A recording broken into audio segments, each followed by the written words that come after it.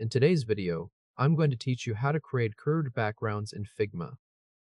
Let's start by opening Figma and the prepared design file. Open the Figma file browser, and in the drafts area, click the prepared design file to open it. Once the file loads on the canvas, click the prepared desktop frame to select it. Now we'll draw and position the background.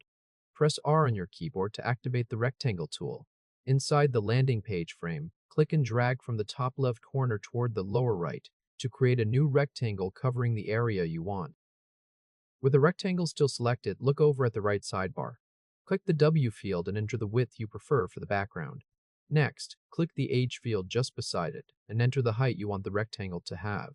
After that, click the X field and enter the horizontal position you'd like the rectangle to sit at. Then, click the Y field and enter the vertical position that places the rectangle where you want it on the frame. Now let's style and name the background. In the Fill section of the right sidebar, click the rectangle's color swatch to open the color picker. Inside the color picker, click the Hex field and carefully enter the background color value you want to use. Once you're done, press Escape to close the color picker. Move over to the Layers panel on the left side and double-click the rectangle layer's name to make it editable.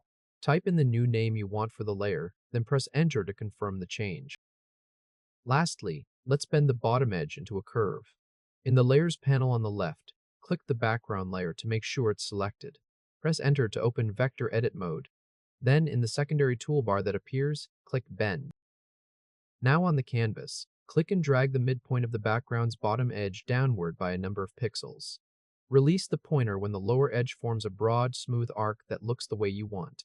Once the curve looks right, press Escape to exit Vector Edit mode.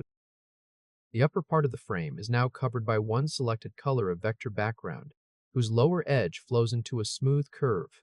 The curved edge is part of the closed, filled shape, so it reads as a background rather than a separate line. Congratulations!